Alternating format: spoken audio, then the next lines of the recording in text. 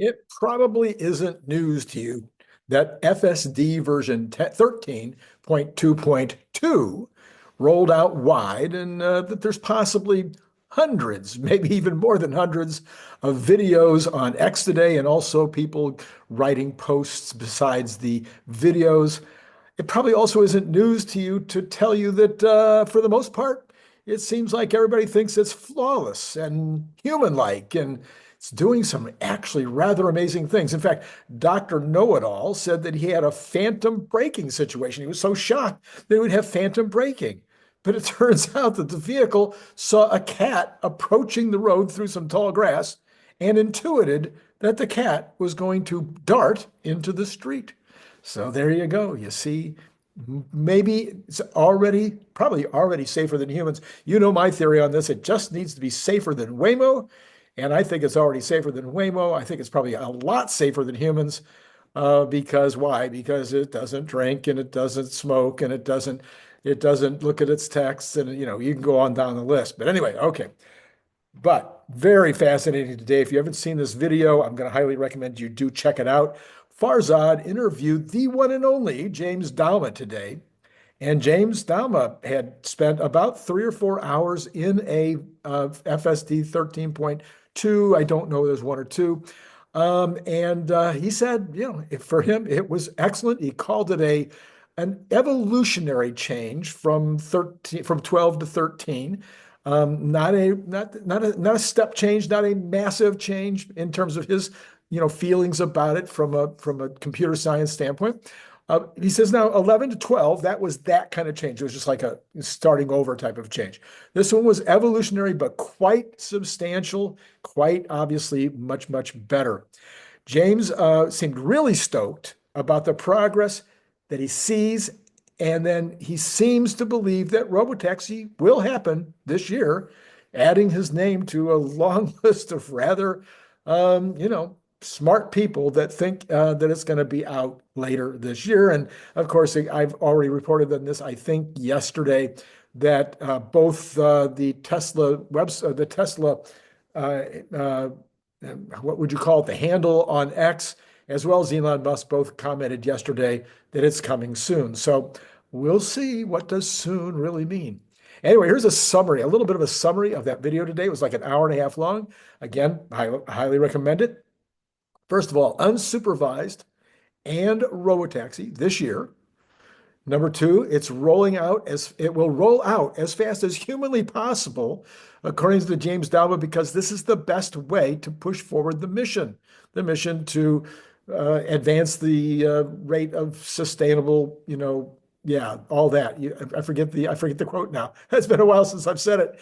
Anyway, but the number one way to do that is because every single Robotaxi or every single car that's operating as a cab full time takes 5 ICE vehicles or any other kind of vehicle off the road.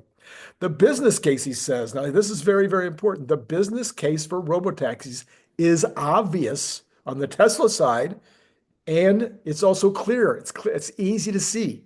It will also be clear to those who want to make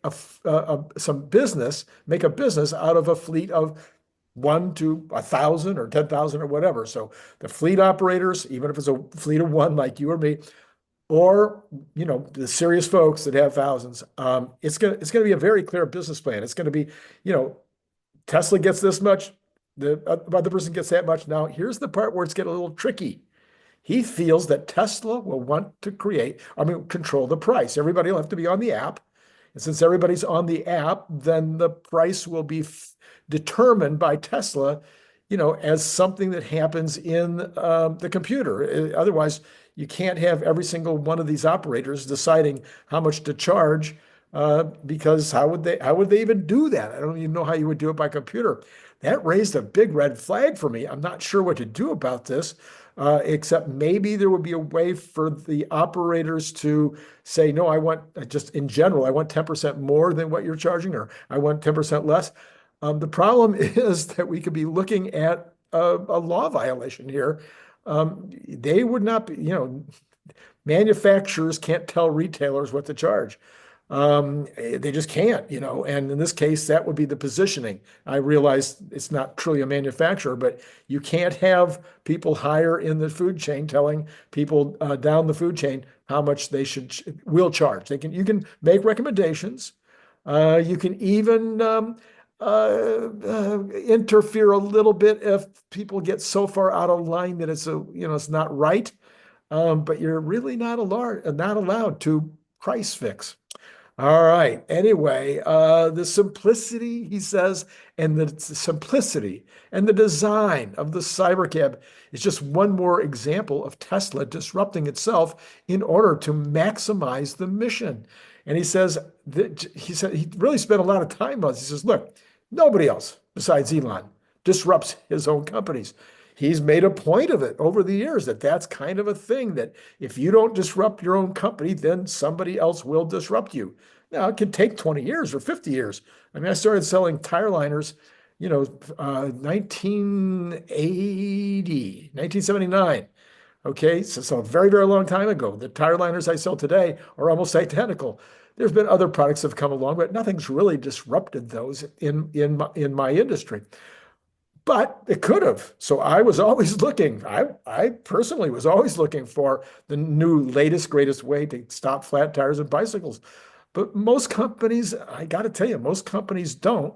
And the result is you've got, example after example, which James gave, like, a Kodak continue, even though they had the capability to do digital cameras, they didn't do it because they wanted to sell film. So anyway, it was a very interesting conversation about that and how Elon is always looking for ways to disrupt the company.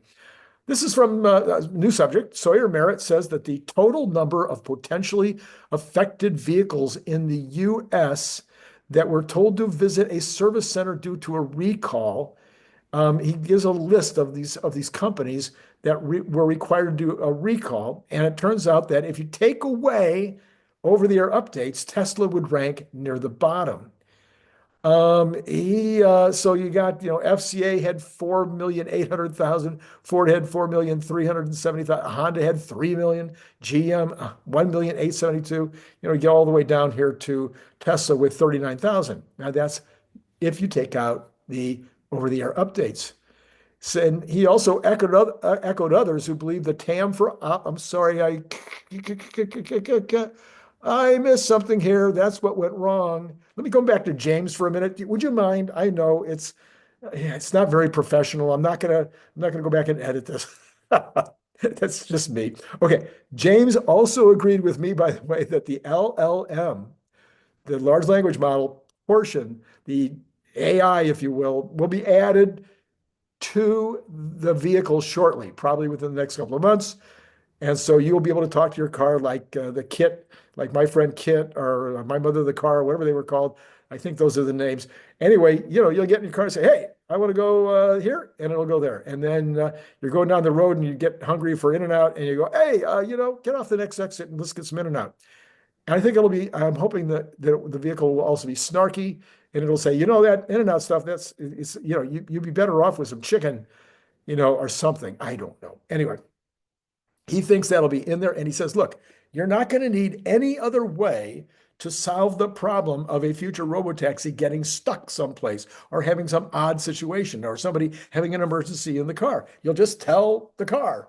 And to the greatest extent, the car will respond to the human, and it will respond verbally as well as by taking action. So you get into a situation where you want it to back end park instead of front end park or something, you just tell it, you know what? No, don't front end park. I need you to back end park here. And it'll say, oh, okay. Or it'll say, are you sure? Anyway, so all those kind of things will be going on. And then if the car just, can't do it, then there will be a backup, like Cadillac has with their system for 25, 35 years. He also echoed others who believes that the TAM for the Optimus bot is in the billions. Other people that are saying, how are you going to sell 1 million of these or 2 million or 5 million? No. It's not going to be hard. Every manufacturer. Look, I've been, as you know, I was a consultant to over 400 companies over the last few years. And I also was writing books about the bicycle industry for 20 years, 30 years before that. And I got to tell you something. I know something about small business, and most of them do not move quickly. Some great new thing comes along, and they're like, oh, I don't want to invest in that or whatever. I'm going to tell you something a little different about manufacturers that I know. Manufacturers, if they see something that makes sense, they move. They're much quicker to move than like retailers or wholesalers. So no, and even wholesalers, I think in this case, will move quickly because the labor expense is high. In manufacturing, the labor expense is the biggest thing. Even in retail, it is. And so if you can eliminate labor, I think the retailers would also be faster to move. What I've seen is like not putting in better computer systems, not putting in better ways of managing retail inventories, not cleaning up their bathrooms, things like that. Okay, anyway, let's move on. That's an inside joke even to me, okay? Let's see here. All right, so we'll go back to this whole business of the over-the-air updates and how NHTSA handles that. And so I thought it was fine that they gave this list of how many each company had, but I thought, as a flat number, it's not very helpful. You need to have a percentage, either the percentage of the fleet that's out there, and that would be kind of not right because some of those cars would be very old and way past probably any kind of recalls. And yet, it would also not be fair necessarily to use the current year's sales. Maybe that would be a proxy. So the percentage of the current year's, unit sales. Anyway, something different would need to be done in order to make that list really make sense. Well, anyway, everybody agrees and has agreed for a long time. NHTSA has to let you know that, in fact, it's an over-the-air update as opposed to bring it into the dealer for service. And there's no reason that Tesla should have to mail out something to, 700,000 people in the case of this last one, when it's going to be handled, on these as an over-the-air update. And so you notify them on the screen if you want to notify them. Anyway, it turns out that NHTSA, for the very first time, this time, last week, well, I think they're still requiring mail out. I'm not sure, but they did mention it was going to be handled by an over-the-air update. I wonder what might have changed that would cause NHTSA all of a sudden to be able to figure it out and to mention it instead of making it look as bad as a regular bring it into the dealer deal. Anyway, Larry says, Tesla Larry was referring to a suggestion by CERN Basher as to how this might work. And Tesla Larry Goldberg said, this is brilliant, talking about CERN. I would, however, suggest to modify CERN's suggestion. I think the expression software update should be reserved for new capabilities or updates of existing capabilities. I guess CERN had recommended software update. I think software patch is the correct expression for changes in existing functionalities like recalls. I think this would help people understand what is actually happening and aligns with software practice generally. Often patches are contained in version updates but are cataloged separately as a patch. Okay, then this is from Peter Diamandis. I probably said that completely wrong. I'm a real fan, but I don't know how to pronounce his name. Peter is like the #1 futurist in the world. He's written all kinds of books on futurism. He's been making predictions about when the singularity will happen, etc. And yeah, I mean, totally respected for that part of what he does. Brian Wang is a huge fan. And I think Peter's probably a huge fan of Brian's too. Anyway, #1. Oh, these are his predictions. His predictions for 2025. And I've asked Brian, I said, Brian, I need your predictions, and I'm going to give you mine too. Okay, #1. Grok 3.0 reaches an IQ of 140. He believes that Grok 3.0, when it comes out, probably in January, will have an IQ of 140. How about them apples? I mean, it's almost getting to my IQ. You know what I mean? #2, Starship demonstrates full reusability. Starship demonstrates full reusability.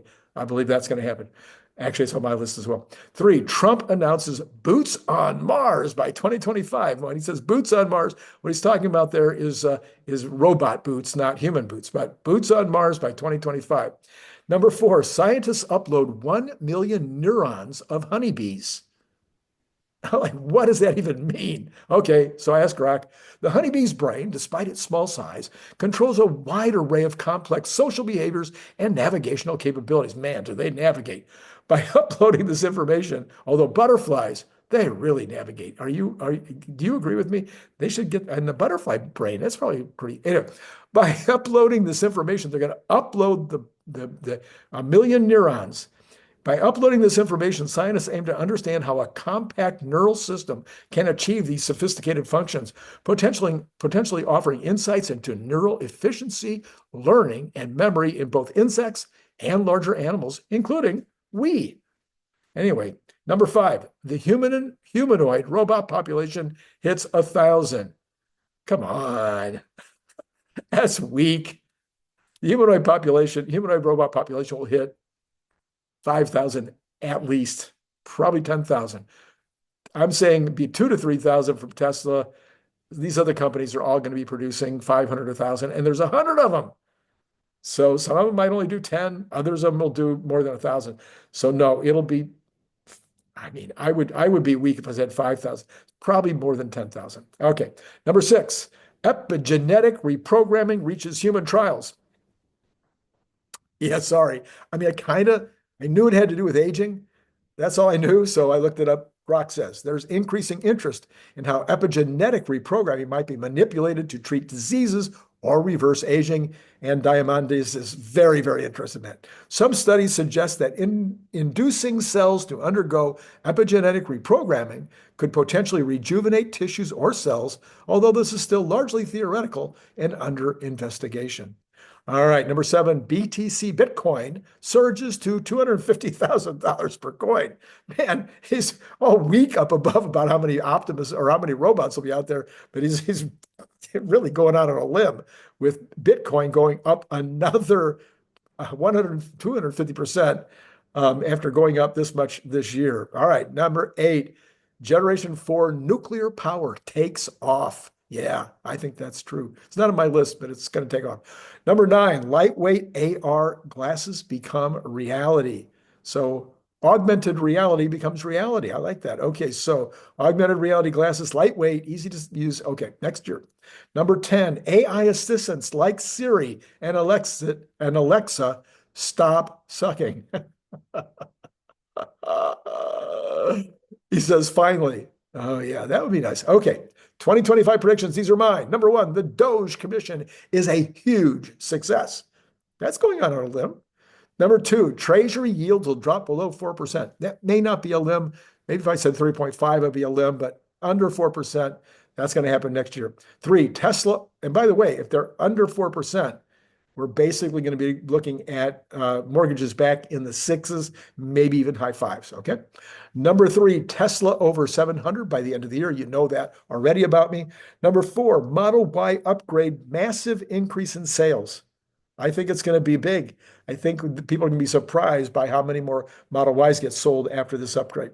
Number 5, the Robotaxi goes live. You know that I believe that already. Number 6, Optimus reveal by the end of the year.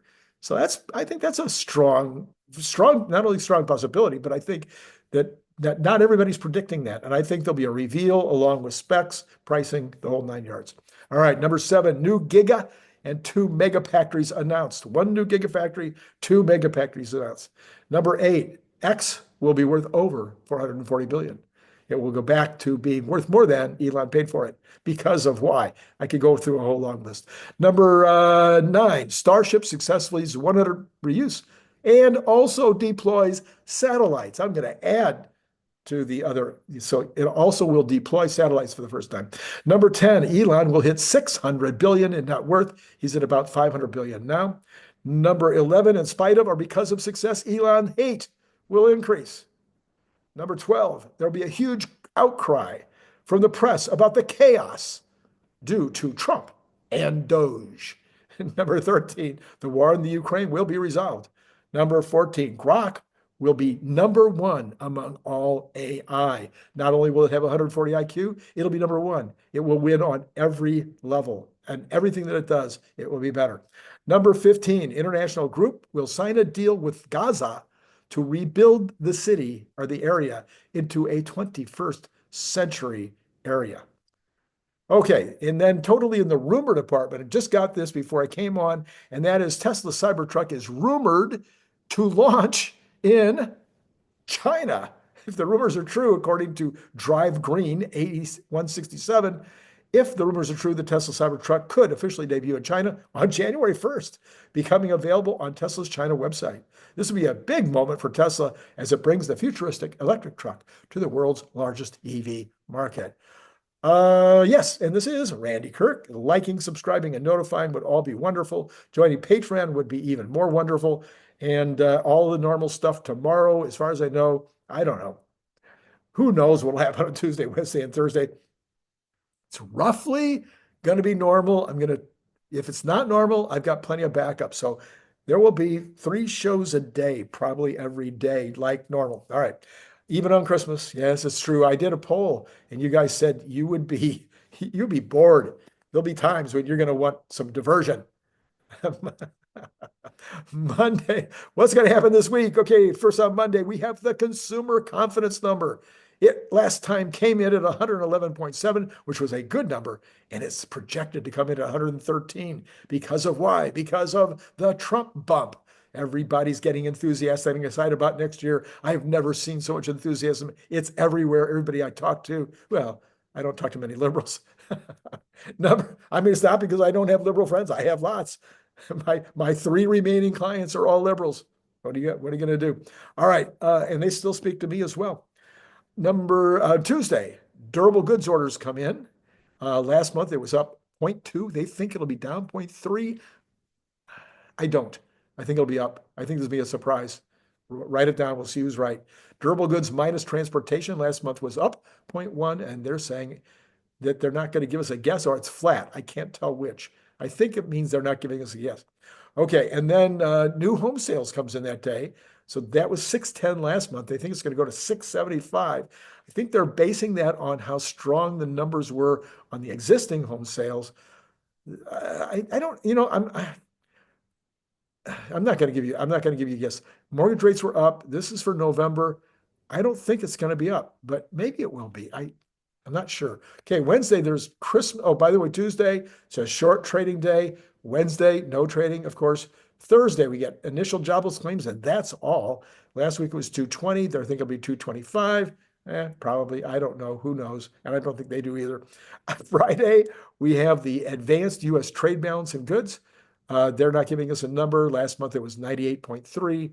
Advanced retail inventories, they're not giving us a number, and advanced wholesale inventories. And I don't care a lot about any one of those 3. I don't find them that useful in terms of what the market, I don't think the market makes a big move over them, and I don't think they tell us a ton. Now, advanced retail inventories will tell us something when we get the January numbers, okay, to see what happened after Christmas. That's going to be useful. All right. Let's see. What's happening what's next? The pre-market. Let's find out what's going on in the pre-market. We will start with Tesla. And Tesla in the pre-market. This can't be right. Come on now. We need a new number. Okay, up 6.83 to 427. They call it the overnight market as opposed to the pre-market. Okay, up 683, up 694. Okay, that's good. All right, let's go ahead to the rest. We got the bonds. The 10-year is up 1 basis point to 4.534. Remember, it's going to be under 4 next year. It's got to come down 53 basis points, 54, 55 basis points. In fact, I think it'll be well under 4, but it's going to go under 4 for sure. The 2-year is up 0.7 of a basis point at 4.319. The 1 month is up 1.8 basis points to 4.334. Okay, there you have, that's not the right direction, folks. That's not the way we want it to go. All right, we've got oil at this point. We've got oil. Here we go. Up 25 cents, pretty much both. But Texas Intermediate still under 70 at 69.72 and Brent at 73.17. Got natural gas up 2.99 at 3.86. You've got gold down not very much, $5.70. Silver up 0.36, 0.39%. over $30 again, barely $30.08. Copper up 0.38 at 4.116, pretty close to where it's been. And you've got Bitcoin way down, way down. Yeah, down 3,277 at 94,257. What's going on with Bitcoin? How will it end the year? It will be so interesting to see. The pre-market on the equities, we've got the Dow up 67. It was up more just a minute ago, or 0.15. The S&P up 1175 or 0.20%, and the Nasdaq up 50. It was also up more, now up 0.24%. So while it is showing a general direction of being up tomorrow morning, it has softened even in the last half an hour. All right, last chance. Well, let's go ahead. Yeah, I mean, I already told you tomorrow was going to be Larry Goldberg at the regular. I mean, after the bell in the morning, Larry Goldberg at 5-ish, and then at night it will be yeah, Brian White, and yeah, all just the normal stuff. Brian White will be about 7:45. I think he and I are going to have, well, both of them. I mean, how much better does it get than Larry Goldberg and Brian White? What a lineup! So come and see it tomorrow. All right, just one last time at what Tesla is doing. About the same. Oops. Okay. Let me re-stroke it. Oh, look at that. It's now, whoa, up 943 at 430. Should we hang around and see if it does better and better? 973. It's going up, up, up. It's going like this. 979. This is fun. I like to do this, don't you? Do you do this at home? All right. I'm gonna say goodnight. It's been great talking to you.